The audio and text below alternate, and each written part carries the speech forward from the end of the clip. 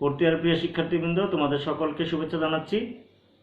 আমরা non aqueous সলভেন্টস নিয়ে গত ক্লাসগুলোতে আলোচনা করেছি। আজকে আমরা নন অ্যাকুয়াস সলভেন্টের লাস্ট টপিক, সেটি হলো molten salts as non aqueous solvent নিয়ে আমরা আলোচনা করব। Molten salts as non aqueous solvents, এখানে খেয়াল করো যে মল্টেন সল্টসগুলোকে সাধারণত দুইটি ক্যাটাগরিতে ভাগ করা হয়। আমরা একটু দেখতে পারি, এখানে দেখো ক্যাটাগরিজ অফ মল্টেন সল্টস, সেখানে দুইটি ক্যাটাগরি, একটি হলো হাই টেম্পারেচার মল্টেন সল্টস, আর একটি হলো রুম টেম্পারেচার মল্টেন সল্টস। আজকে আমরা আলোচনায় রেখেছি মল্টেন সল্টস নিয়ে আমরা আলোচনা করব।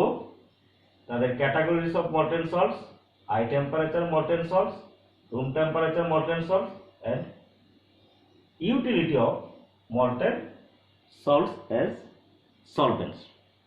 প্রিয় শিক্ষার্থীবৃন্দ, তোমরা বুঝতেই পারছো মল্টেন সল্টস বলতে কি বোঝায়, অর্থাৎ কোনো লবণের বিগলিত দ্রবণ, লবণের বিগলিত দ্রবণ।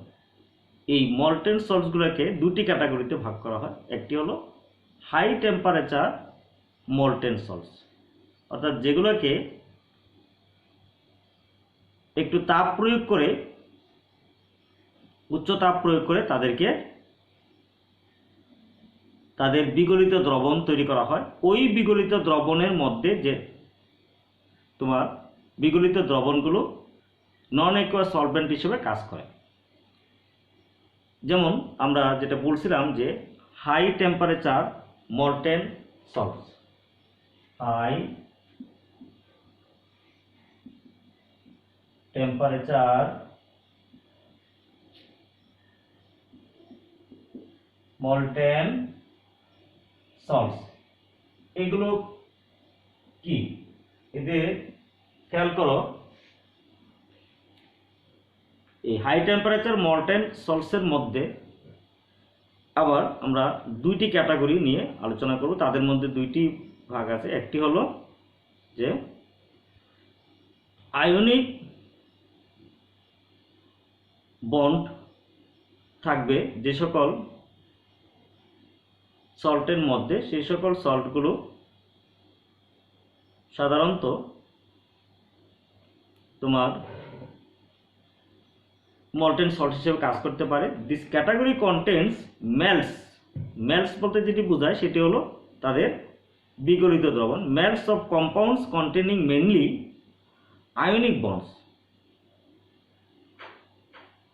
অর্থাৎ তারা সেই সকল দ্রবণ যেগুলো সাধারণত আয়নিক বন্ডস থাকবে তাদের মধ্যে, এবং সেগুলো হবে অ্যালকালি হ্যালাইডস। অ্যালকালি হ্যালাইডস, নাম্বার ওয়ান হলো অ্যালকালি হ্যালাইডস, অ্যালকালি হ্যালাইডস। আরেকটি হলো যাদের মধ্যে কোভ্যালেন্টলি বন্ডেড কম্পাউন্ডস থাকবে, তারা molten salts are melts of covalent bonded compounds, যেগুলো কোভ্যালেন্স কম্পাউন্ড থাকবে তাদেরকে যেন যে সকল মল্টেন সল্টস ডিজলভ করতে পারে, সেটা একটা ক্যাটাগরি। তার প্রথম ক্যাটাগরি হলো যে কোনো অ্যালকালি হ্যালাইডস গুলাকে যে সকল লবণের দ্রবণ বিগলিত করতে পারে সাধারণত উচ্চ তাপমাত্রায়, তাদেরকে বলা হয় হাই টেম্পারেচার মল্টেন সল্টস। এই ক্ষেত্রে দেখা যায় যে coordination number of the ions, আমরা জানি যে লবণগুলো সাধারণত ক্যালাসিত অবস্থায় থাকে বা ক্রিস্টাল লেটিস অবস্থায় থাকে। এই ক্রিস্টাল লেটিস অবস্থায় থাকার সময় তাদের যে ক্রিস্টাল লেটিস স্ট্রাকচারটা ফর্ম হয়, সেখানে তাদের একটা কোঅর্ডিনেশন নাম্বার থাকে। এই সলিড অবস্থায় তার যে কোঅর্ডিনেশন নাম্বার, এটি যখন মেল্টস হয়ে যায় তার কোঅর্ডিনেশন নাম্বার ডিক্রিজ করে। এখানে সেটি হলো যে the coordination number of the ion drops from 6 in solids to 4 in their liquid states or melt states. এখানে দেখো the long range of lattice symmetry, এটা তোমার ল্যাটিস সিমেট্রির যে লং রেঞ্জ সেটা ডেস্ট্রয় হয়ে গেল, কিন্তু তার স্মল রেঞ্জ ল্যাটিস সিমেট্রি কিন্তু তখনও বজায় থাকে, কারণ তার তখনও কোঅর্ডিনেশন নাম্বার 4 থাকে। যেমন আয়নিক কম্পাউন্ডস যেগুলো, সেগুলো তখন ওই মল্টেন সল্টের মধ্যে তারা ডিজলভ হতে পারে। Ionic compounds can be dissolved in such melts, giving rise to highly conductive solution. যখন এইখানে এই মল্টেন সল্টসের মধ্যে আয়নিক কম্পাউন্ডগুলো ডিজলভ হয়, সেই সলিউশনটা কিন্তু তার কন্ডাক্টিভিটি বেড়ে যায়, তার আগের যে তার কন্ডাক্টিভিটি ইনক্রিজ হয়ে যায়। এইটি আবার বের করা যায়, সেটিকে বলা হয় ক্রাইসোস্কোপিক টেকনিক্স। এটা দেখো ক্রায়োস্কোপিক টেকনিক বলা হয় ক্রায়োস্কোপিক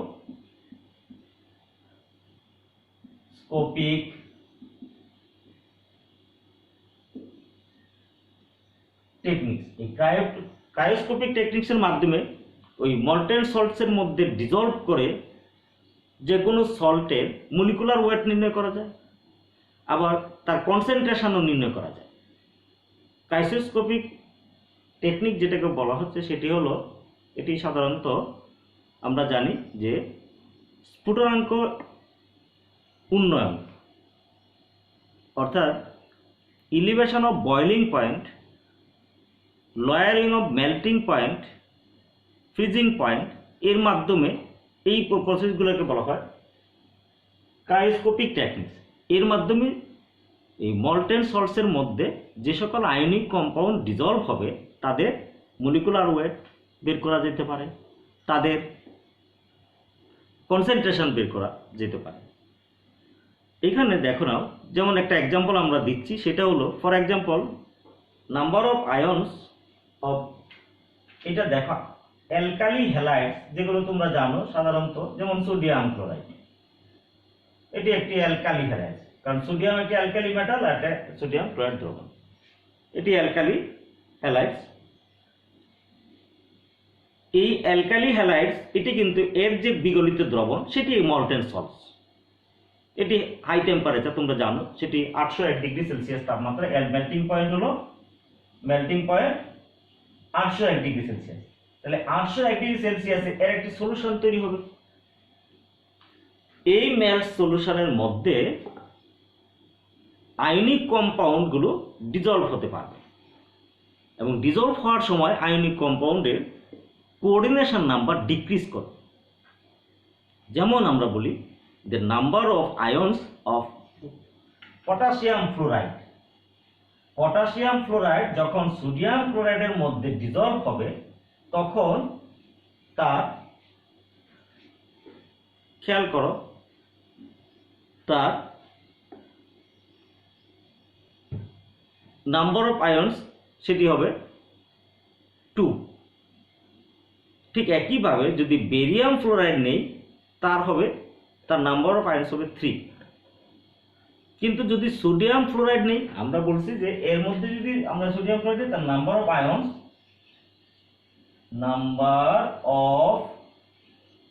আয়নস উইল বি 2। যদি আমরা বেরিয়াম ফ্লোরাইড নেই সোডিয়াম ক্লোরাইড মেল্টসের মধ্যে, তার নাম্বার অফ আয়নস হবে 3। কিন্তু যদি সোডিয়াম ফ্লোরাইড নেই, যেহেতু এটা সেম আয়ন সোডিয়াম ক্লোরাইডের মধ্যে, সেটি কিন্তু তার নাম্বার হবে 1। যেহেতু এখানে কমন আয়ন হয় সেই কারণে তার কোঅর্ডিনেশন নাম্বার সেমই থাকে।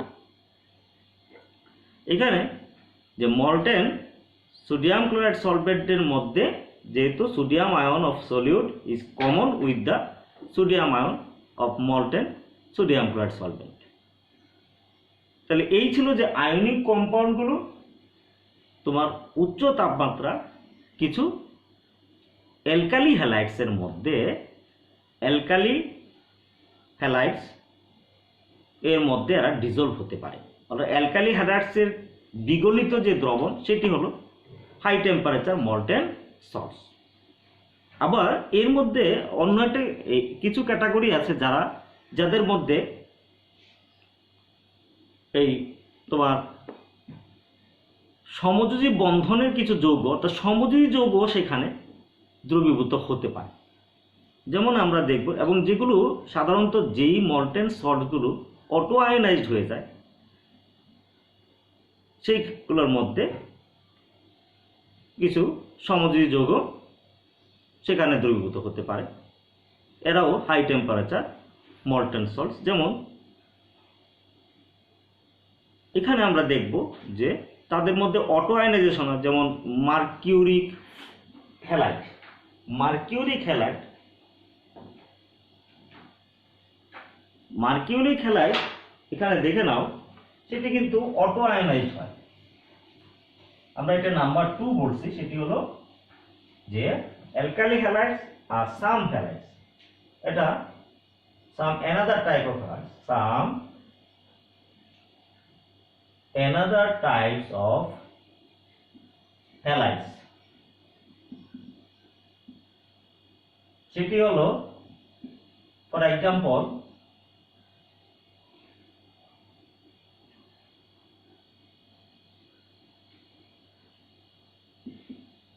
যেমন মার্কিউরিক হ্যালাইড, এটি অটো আয়নাইজড হয়। যেমন তোমার দেখে নাও, এটি মার্কিউরিক হ্যালাইড অটো আয়নাইজড হয়ে এখানে দেখে নাও একটা পজিটিভ আয়ন তৈরি করে।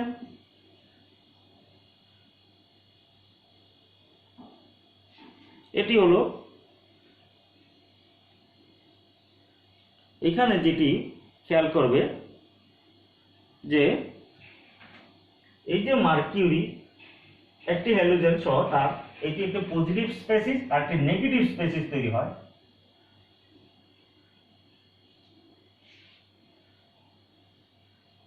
এটি এই যে অটো আয়নাইজেশনের ফলে সেটি হয় কি, যে এর মধ্যে যখন কোনো সমযোজী যৌগ দ্রবীভূত হয় তখন সেক্ষেত্রে হয় এই পজিটিভ আয়নের কনসেন্ট্রেশন বেড়ে যায় অথবা এই নেগেটিভ আয়নের কনসেন্ট্রেশন বেড়ে যায়।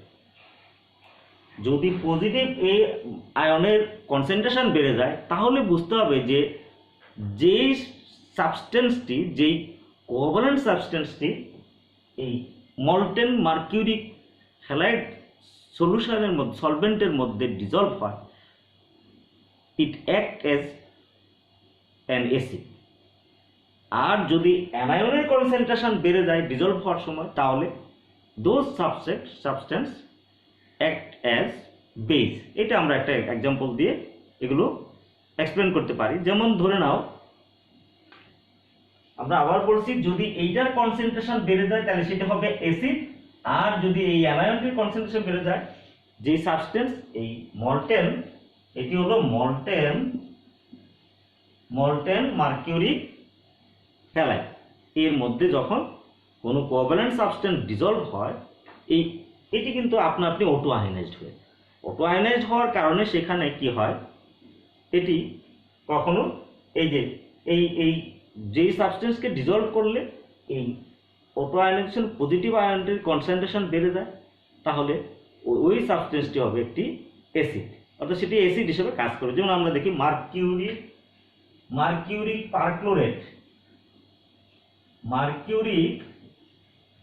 পারক্লোরেট, এটি সাধারণত একটি কোভ্যালেন্ট সাবস্টেন্স। এটি যদি মল্টেন মার্কিউরিক হ্যালাইড দ্রবণের মধ্যে যুক্ত করা হয়, তাহলে দেখা যায় সেখানে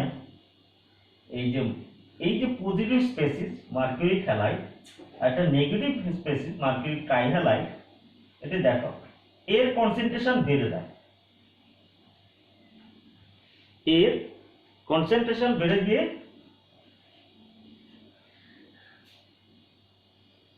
এটি মার্কিউরিক আয়ন হয়। দেখো তোমরা এটি, তাহলে ইট ইজ অ্যাক্ট এজ যেহেতু এর কনসেন্ট্রেশন বেড়ে গেল আগের চেয়ে, তাহলে অ্যাক্ট অ্যাজ অ্যাসিড। আবার দেখো act as an acid, act as an acid. আবার যদি আমরা এখানে পটাশিয়াম হ্যালাইড যুক্ত করি, পটাশিয়াম হ্যালাইড এই মার্কিউরিক মল্টেন হ্যালাইড সলিউশনের মধ্যে, তাহলে দেখা যায় যে তোমার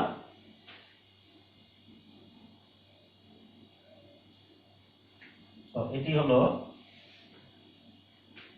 পটাশিয়াম আয়ন আর হলো মার্কিউরি ট্রাইহ্যালাইড। এটা দেখো মার্কিউরি ট্রাইহ্যালাইড অ্যানায়ন, মার্কিউরি ট্রাইহ্যালাইড অ্যানায়ন এর কনসেন্ট্রেশন বেড়ে যায়। তাহলে এটা অ্যাক্ট অ্যাজ এ বেস। এখন যদি এই দুইটা যদি আমরা এই মল্টেন সল্টের মধ্যে রিঅ্যাকশন করাই, তাহলে দেখা যাবে এখানে একটা নিউট্রালাইজেশন রিঅ্যাকশন হচ্ছে। যেমন mercury perchlorate plus potassium halide, এটি বেস, এটি acid. So both are react with each other, produce কে তোমার এখানে একটা নিউট্রালাইজেশন রিঅ্যাকশন হবে, একটা সল্ট তৈরি হবে, সেটি হলো পটাশিয়াম পারক্লোরেট। আনকমপ্লিট সল্ট হলে আমরা জানি সল্ট এন্ড সলভেন্ট তৈরি হয়। সল্ট যে কোনো নিউট্রালাইজেশন রিঅ্যাকশনসের মধ্যে অ্যাসিড এবং বেস যখন রিঅ্যাকশন করে তখন কি হয়, যে সলভেন্টের মধ্যে রিঅ্যাকশন করানো হচ্ছে একটা সল্ট তৈরি হয় আর সলভেন্টটা তৈরি হয়। তাহলে এখানে সলভেন্টটা কি, মার্কিউরি হ্যালাইড, এটি হলো সলভেন্ট। তাহলে এটি একটি নিউট্রালাইজেশন রিঅ্যাকশন।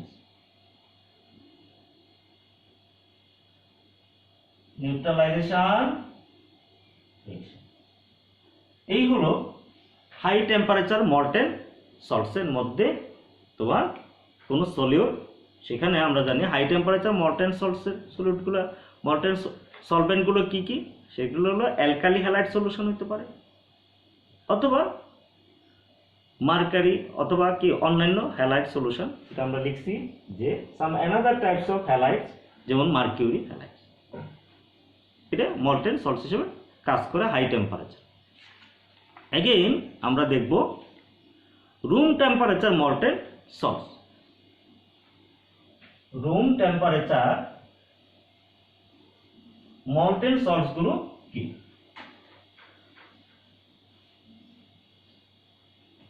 তাহলে আমরা আসি রুম টেম্পারেচার মল্টেন সল্টস গুলো হলো সাধারণত chloroaluminates compounds, some chloroaluminates substance which are liquid at room temperature.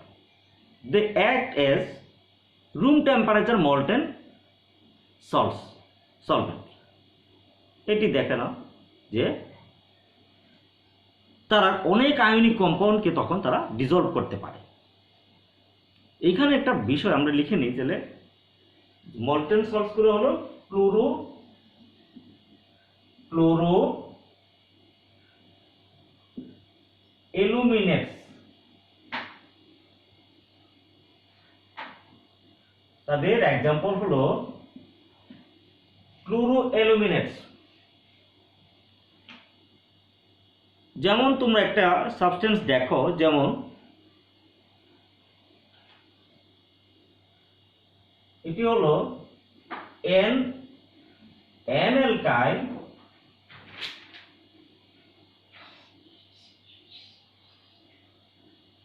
N,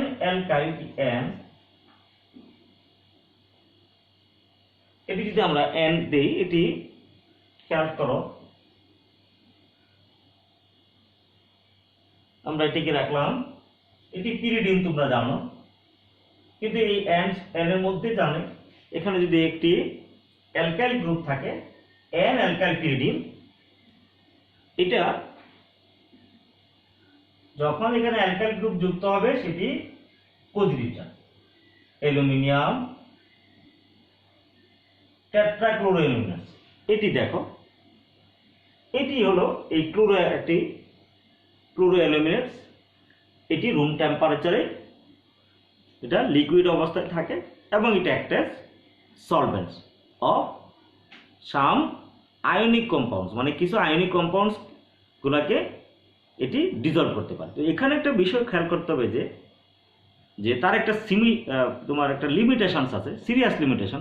সেটি হলো যে এই লিকুইড ক্লোরোঅ্যালুমিনেট সলভেন্টগুলো তারা হাইলি হাইগ্রোস্কোপিক।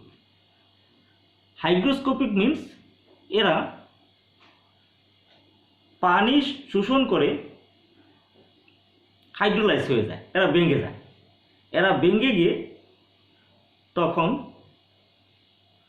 তারা সলিউটের সাথে একটা রিয়েকশন করে ফেলে, অর্থাৎ ডিজলভ সল্টস। এখানে দেখো, ডিজলভ সল্টসের সাথে একটা রিয়েকশন করে সেখানে কিছু জারণ উৎপাদ তৈরি করে। জারণ উৎপাদ সেটিকে বলছে আমরা দেয়ার অক্সিডাইজ প্রোডাক্ট তৈরি করে। এই যে অক্সিডাইজ প্রোডাক্ট তৈরি করে সেটি আবার সেটিও রিমুভ করা যায় যদি সেখানে ফসজিন গ্যাস দেওয়া হয়। অর্থাৎ ফসজিন গ্যাস যদি সেখানে পাস করা হয় তাহলে ওই অক্সিডাইজ প্রোডাক্টটাও আবার রিমুভ হয়ে যাবে। এটি তখন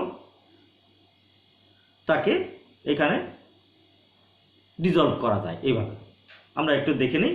যেমন মনে করো এই যে অ্যালুমিনিয়াম টেট্রাক্লোরেট আয়ন যেটার সাথে ছিল ক্লোরোঅ্যালুমিনেটস, এটি যখন পানিতে দ্রবীভূত হয় তখন খেয়াল করো, এখানে দেখে নাও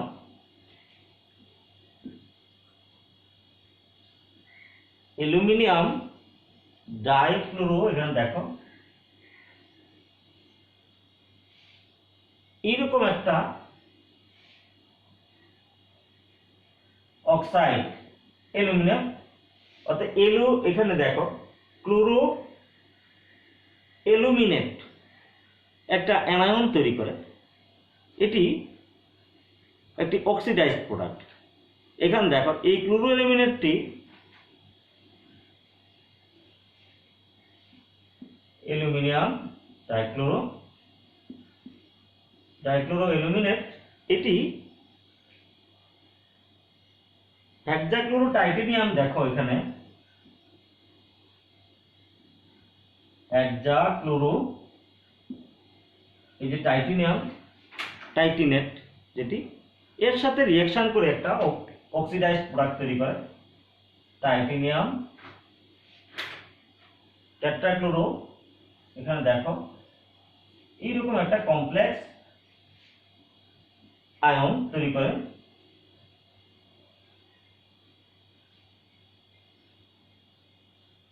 এটি পুনরায় থেকে যায়। এই যে এই আয়নটি, এটি অক্সিডাইজড প্রোডাক্ট। এই অক্সিডাইজড প্রোডাক্টটিকে আমরা রিমুভ করে দিতে পারি, এটি কিন্তু ডিজলভ হয়ে যাবে এখানে। হ্যাঁ, এটি খেয়াল করো, আমরা এটিকে ফসজিন গ্যাসের মাধ্যমে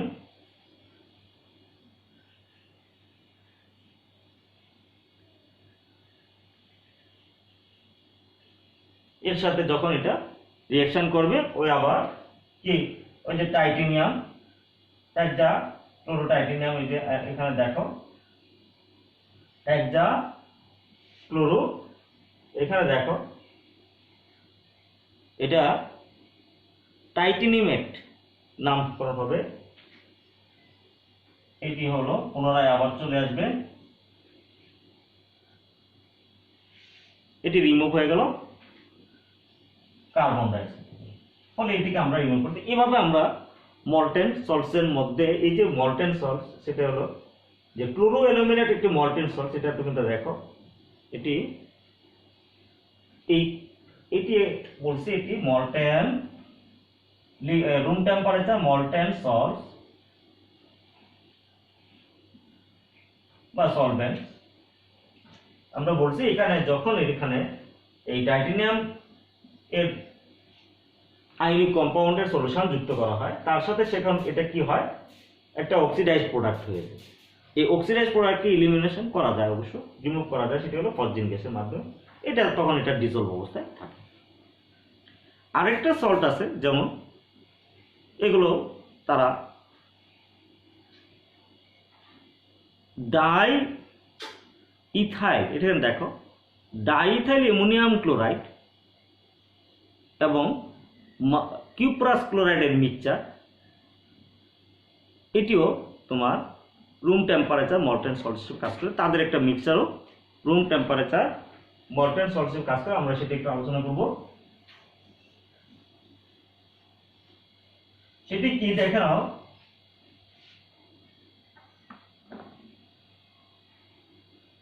অন্য একটা সল্ট, যেটা একটা সল্ট, সেটি হলো কোত্থেকে তৈরি করা হয়, ডাইইথাইল অ্যামোনিয়াম ক্লোরাইড এবং কিউপ্রাস ক্লোরাইড এর রিঅ্যাকশনের মাধ্যমে। এর মিক্সচার নিলে তার মধ্যে একটা রিঅ্যাকশন হবে, সেই রিঅ্যাকশনে দুই ধরনের আয়ন তৈরি হয়। এটা তুমি ওই আয়নগুলো তোমার বিভিন্ন রকম আয়নিক কম্পাউন্ডকে তারা ডিসলভ করতে পারে, সেটা আমরা একটু দেখে নিই। সেটা হলো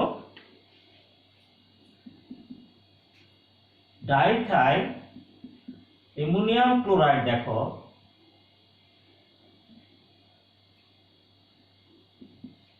এটি, আর হলো কিউপ্রাস ক্লোরাইড। এই দুটা রিঅ্যাকশনের মাধ্যমে যে প্রোডাক্ট তৈরি হবে, এটি আমরা একটু দেখে নিই। সেটি কি দেখো,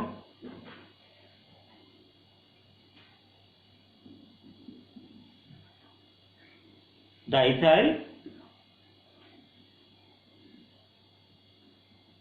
এটি CuCl2, দেখো এটি তৈরি হলো।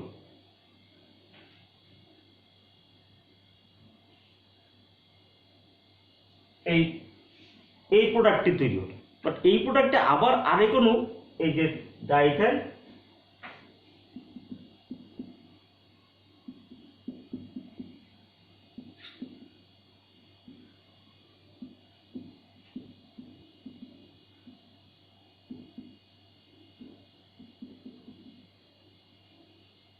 এর সাথে রিঅ্যাকশন করে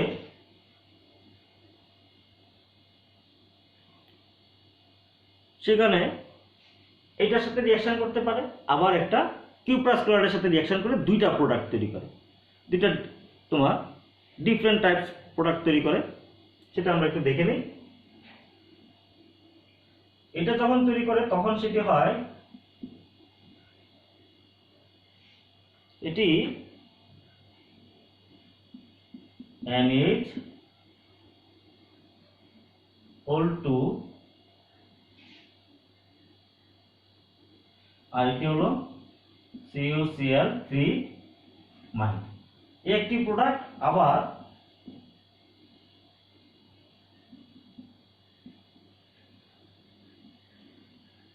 এটি আবার ফার্দার কোনো কিউপ্রাস ক্লোরাইডের সাথে যুক্ত হয়ে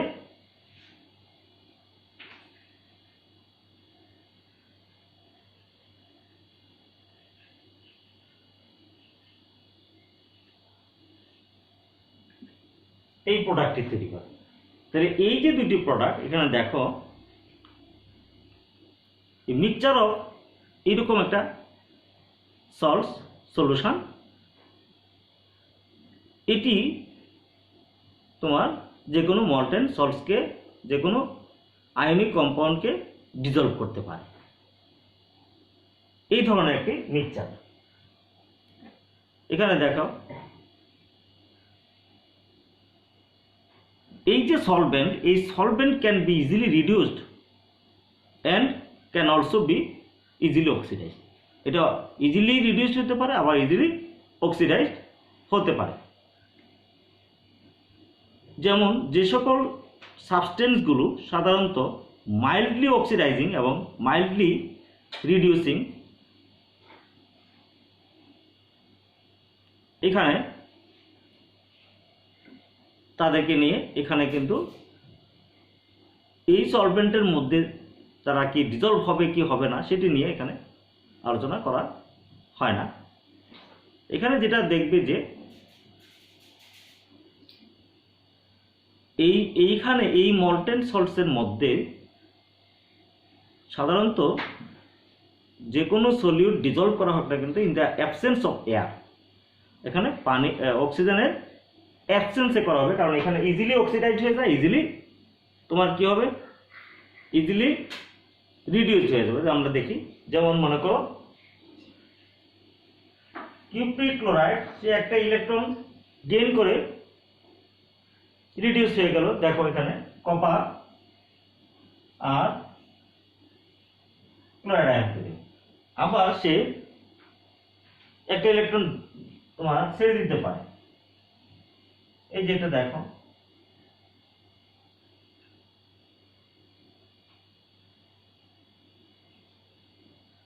এটা হলো ইজিলি রিডিউসড, ইজিলি অক্সিডাইজড।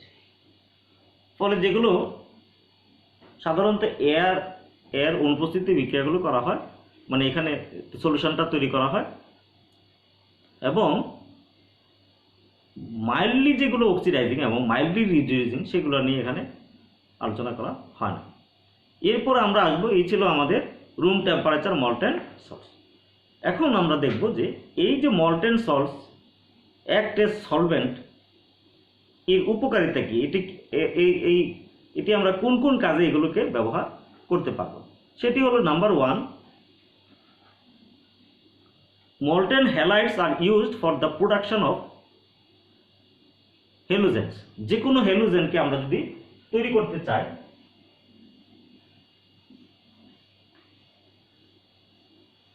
যে কোনো হ্যালোজেনকে যদি আমরা প্রস্তুত করতে চাই, তাহলে utility of molten salts as solvents।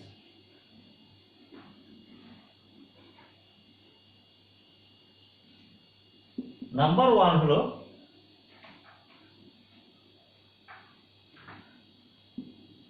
molten halides are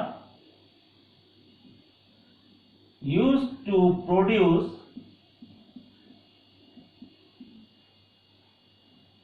halogen molecules। halogen molecules এখানে দেখে নাও, যেমন মনে করো আমরা যদি মল্টেন সোডিয়াম ক্লোরাইড ব্যবহার করি, মল্টেন সোডিয়াম ক্লোরাইড, এটাকে যদি আমরা ইলেকট্রোলাইসিস করি, তাহলে সেখান থেকে আমরা কি পাবো, সোডিয়াম পেয়ে যাবো, সোডিয়াম আর ক্লোরিন, এই যে হ্যালোজেন আমরা এখান থেকে পেয়ে যাবো, এটা ইলেকট্রোলাইসিস। নাম্বার 2, অনেক molten salts মেটালার্জিতে ইউজ হয়। molten salts are used in metallurgy। metallurgy means metal extraction method। metal extraction বলতে যেটা বোঝায়, যেমন মনে করো আমরা metal extraction of, এখানে দেখো extraction of iron metal from iron ores, এটা আমরা জানি যে এটা রিভারব্রেটরি ফার্নেসের মধ্যে, যেটাকে আমরা বলি বাত্তা চুল্লির মধ্যে, এই আয়রন ওরকে হাই টেম্পারেচার দেওয়া হয়, এবং সেক্ষেত্রে তখন আমরা মল্টেন সল্টস ইউজ করি সিলিকাকে রিমুভ করার জন্য। সিলিকা সেটি হলো সেখানে একটা স্ল্যাগ তৈরি করে মল্টেন সল্টের সাথে, পরে সিলিকাটা এখানে তোমার আলাদা হয়ে যায়। অর্থাৎ আমরা এইরকম মল্টেন সল্টসগুলোকে মেটালার্জিতে ইউজ করতে পারি to remove silica as slag which is molten state at the temperature required for extraction of the metal। অর্থাৎ এখানে দেখো যেই আমরা আয়রন যখন তৈরি করি, বাত্তাচল্লিতে যখন আয়রনকে অনেক বেশি তাপমাত্রা দেয় 1400 ডিগ্রি সেলসিয়াস, কিন্তু ওই তাপমাত্রায় সিলিকা থেকে যায়, কিন্তু সিলিকাগুলোকে ওই তাপমাত্রায় আলাদা করার জন্য সেক্ষেত্রে আমরা তখন চুন ব্যবহার করি, চুন বা ফ্লাক্স। এটি হলো molten salts.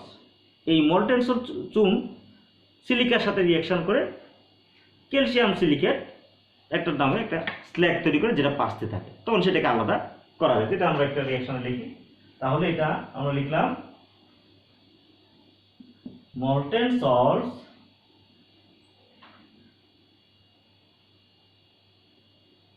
are used in the metallurgy। খেয়াল করো,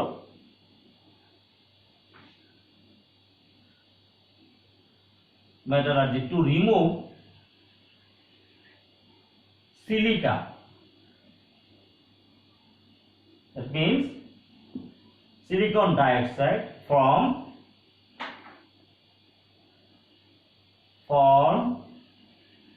melt metal solution।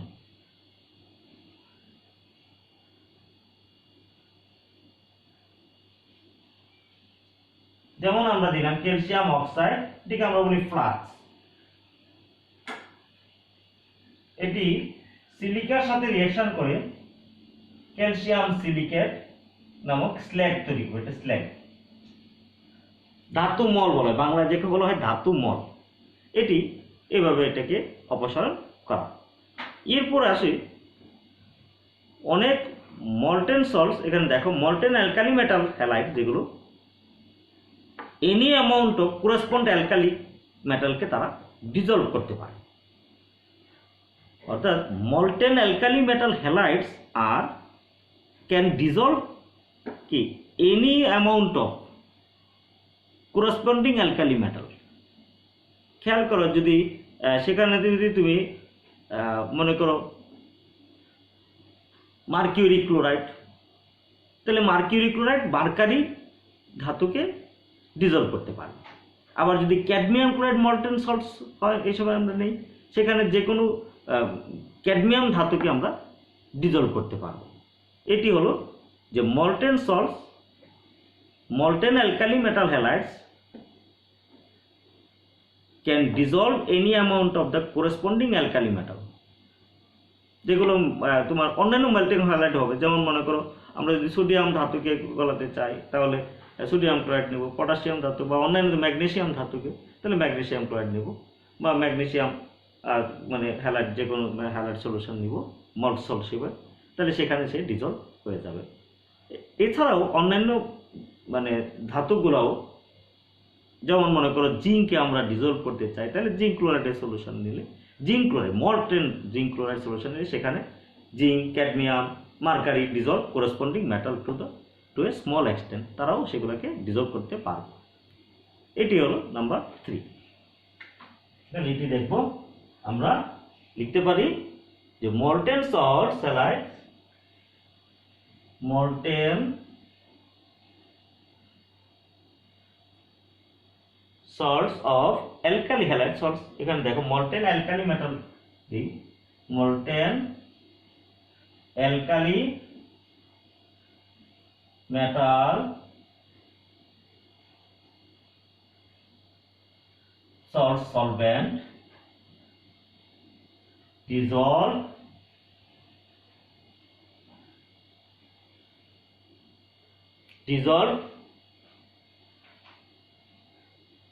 any amount of the corresponding metal,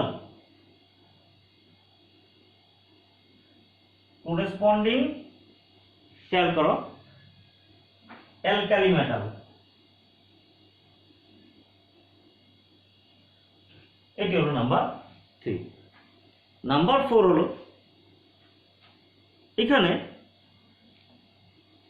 molten salts, খেয়াল করা তারা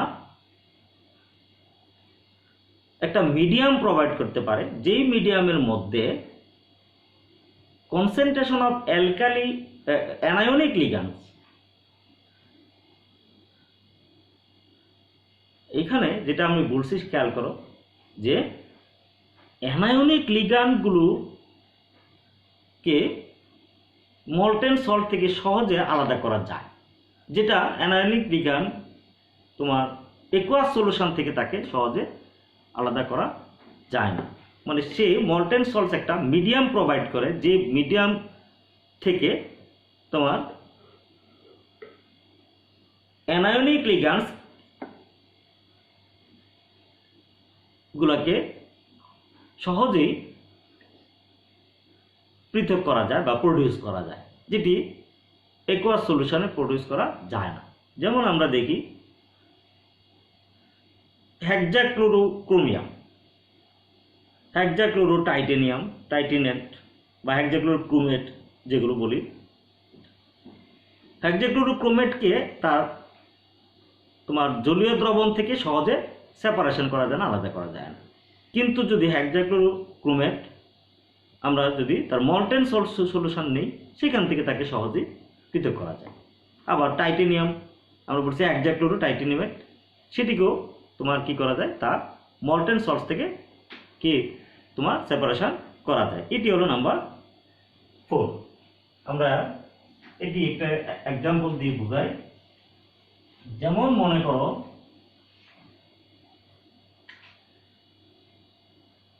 অ্যানায়নিক লিগ্যান্ডের যেমন ক্রোমিয়াম ট্রাইক্লোরাইড, এখন ক্রোমিয়াম ট্রাইক্লোরাইডের মধ্যে আমরা যদি ক্লোরিন গ্যাস চালনা করি, ক্লোরিন ক্লোরাইড আয়ন দেই, অ্যানায়নিক লিগ্যান্ড দেই, হ্যাঁ, কনসেন্ট্রেশন যদি বাড়ায়, তাহলে খেয়াল করবে এটি তার এই ক্রোমিয়াম ক্লোরাইড সলিউশনের মধ্যে যদি দেই, তখন কি হবে, এইটা অ্যানায়নিক লিগ্যান্ডের, এখানে দেখো ক্রোমিয়াম হেক্সাক্লোরোক্রোমেট, এই আয়নটি তৈরি হবে এবং এটিকে সেখান থেকে আলাদা করা যায়। আবার আমরা যদি টাইটেনিয়াম টেট্রাক্লোরাইড নেই, সেখানে যদি আমরা অ্যানায়নিক লিগ্যান্ড বাড়াইতে চাই, তো কনসেন্ট্রেশন বাড়বে। এটি দেখে নাও, এই তাহলে এই যে এখানে আমরা যেটা দেখলাম যে যদি